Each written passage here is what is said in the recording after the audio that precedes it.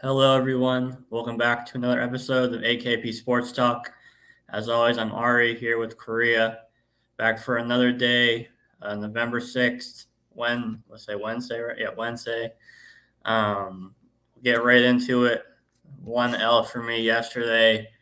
And it was kind of a weird game because neither team really shot that well, like percentage wise, but um, both teams had like over 15 turnovers, and there's a lot of points off turnovers, and so that also didn't help the under. It was kind of looking decent in the first half, like it was less than halfway to the total in the first half, but then then they had a bigger second half, obviously. So obviously it's just a one game sample size, but maybe San Francisco's defense isn't as good as it was last year, but then again, it was only one game, so I guess we'll have to have at least a few games of sample size before we can really know, if that's actually the case or not. But either way, all in one day. Obviously, it was a tough slate. You didn't even have an official play career, even though you went 2-0 on your where you leaned in college basketball. But yeah, all in one day. On to today, obviously. Yeah, obviously tough loss yesterday. I saw the box score, and I saw, they were just hucking up threes, and it's tough, backing and under when those teams are just like to huck up the three. Obviously, I saw like both teams, I think combined for over like 60 threes attempted. So just settling for the three, not really getting to the rim. Also as well, you mentioned the points off the turnovers didn't really help us there. So obviously tough one for you, obviously, but as you mentioned, I had two leans with the ASU Idaho State under, and that was the sweatiest free. That was the most sweat free under. It was 31 to 20 at half. Game finished. I played the first half under, and it was like on pace to go under in the first half, but it was like kind of close. And then I looked like 3 minutes later, and they both went scoreless for like 3 or 4 minutes straight, and then at that point it was. Yeah, I don't think the books really adjusted to ASU's unders yet, so they are going to be adjusting to ASU unders. But every time we see a high number with ASU on the name, I'm going to be taking that under every time because this is a Bob Hurley way. These guys don't shoot, but they can play defense. That's Bobby Hurley way, obviously. And then obviously Texas Tech got sweaty for no reason. They were up by 40, won by 33. So obviously that was a nice win there. But obviously, that was just leans for me yesterday. I didn't really like anything so much to get me anything out. Now today is a different story. I do got two plays for you. One on the college football field and one on the hardwood. First, we're going to go to the football field. We're taking the action here. NIU on the road here. We're taking the money line here. I know it's around minus 130, minus 135, but I still love the money line here. I played all the way up to about minus 145. NIU here, right?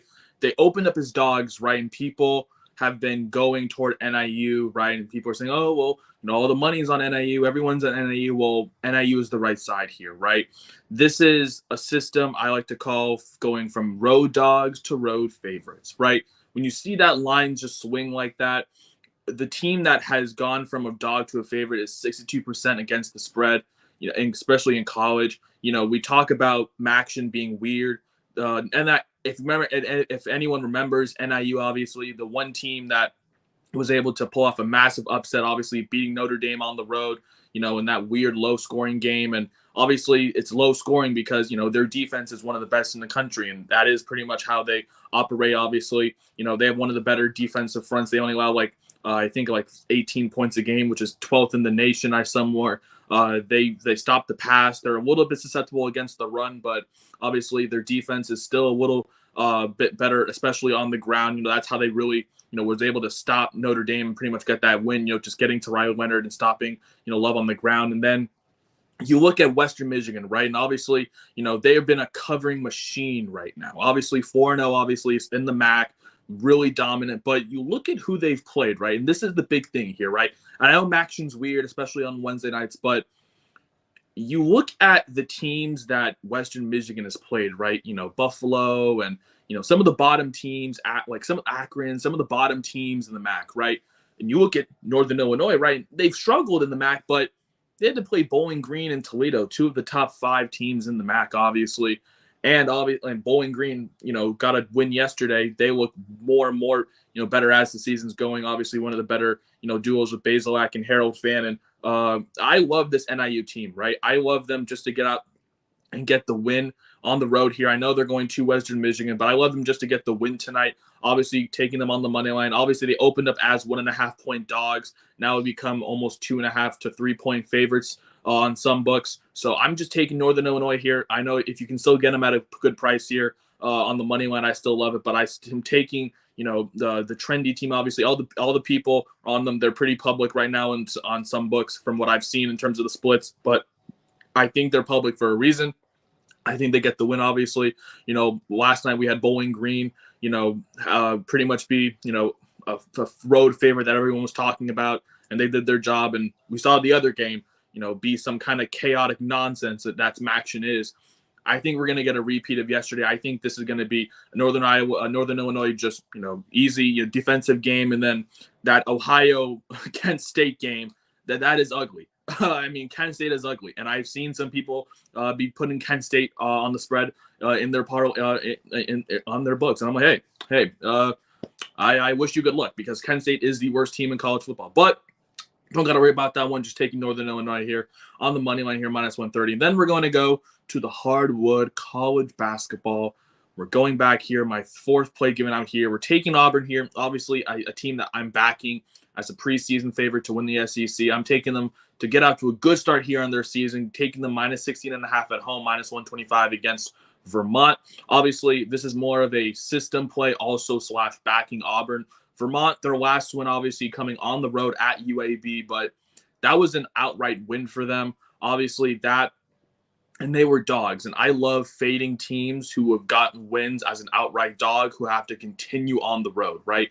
And that game was obviously just a few days ago. And now Auburn, who has, obviously been waiting for this home opener, even though you can say, oh, well, Vermont has experience. Well, they have a game of experience, right? And, UAB is different than Auburn, obviously. UAB is obviously a great, respectable program in itself in terms of college basketball, but Auburn might be one of the best programs this year that no one's really talking about as a contender to really go further in March Madness, except for myself and a few other people. But I think this is a good start where you get to back him here. Obviously, the Vermont game, against UAB, obviously they shot the ball well. They have TJ Hurley who put up 20 points, but like I said, they're going to have a lot of trouble, especially through that defense for Auburn, obviously with a Baker Mazzara. Obviously, they have Janai Broom still there. Obviously, those two big wingers. And obviously, they have scorers now. And I think that's going to be the big difference here, with JP like I said, from Furman. I think we're going to see a great emergence here for Auburn, I think. And it's been a big trendy thing. Obviously, some of these teams that are bigger favorites, they've really covered, that big number to start out the number here. And I really like Auburn just to cover the 16.5, obviously at home, -125. I think they got to a good start to start their regular season here. Their March to, well, not to sound cliche, but their March to March, obviously. I think it starts tonight, obviously, with a good note, covering the 16.5 against Vermont, obviously, who just got an outright win as a dog on the road against UAB. I think this is where we fade them, obviously. Like I said, I love fading teams who got an outright win, now having to play another road game in a short week. Obviously, Vermont just played on Monday, got the outright win. Now they got to go play 2 days later against a good Auburn team who's been waiting for this game, obviously. So I love Auburn -16.5. Yeah, I got two NBA plays tonight. Starting off with the Warriors against the Celtics, which is probably the biggest game of the day.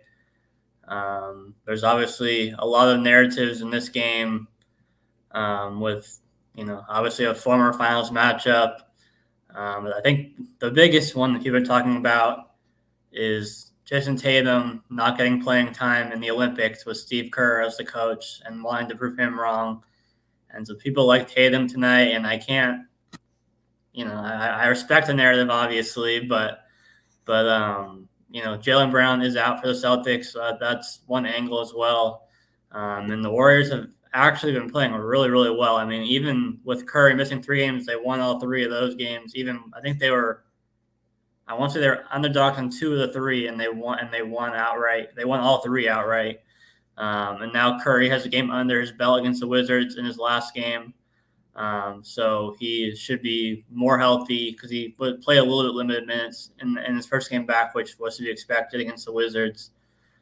He should be fully healthy heading into this game. So I really like the spot for the Warriors, getting healthier. So, I mean, the NBA is tough because it's not always easy to just buy bad news in the NBA. Like you think a player's hurt and you just want to go bet the other team, but it doesn't always work out as well as you would think it does in all instances. But in this spot, I like it for the Warriors. I'm taking them +6, but I also think that they're worth putting a little bit for them to win outright as well. So that's my first play, and then the second play is the late night Clippers over the Sixers. Philly is in shambles right now, 1-5. Embiid got suspended 3 games, and he hasn't even played a single minute, this season. But that was a behind the scenes thing. What happened with that? The Clippers are also missing Kawhi, so both teams are essentially missing their best players to start the season. But I think the Clippers are 4-5, I think, or 3-4. It's 3-4. But they've been competitive in most of their games. They're coming off a win over the Spurs, but they were down 40-14 after the first quarter, and they went on to win by 9 points. So that was quite the win for them. This is kind of a revenge game for both Paul George against the Clippers and Harden against the Sixers, if you want to call it that. So there's those angles too. But I thought the Clippers, the way they were looking better start the season, even without Kawhi, obviously with no Embiid for Philly, like I said. So Clippers at home, they have an interesting home court advantage now with their new arena. So I like the Clippers as a short favorite, and then the Warriors as an underdog for today's slate.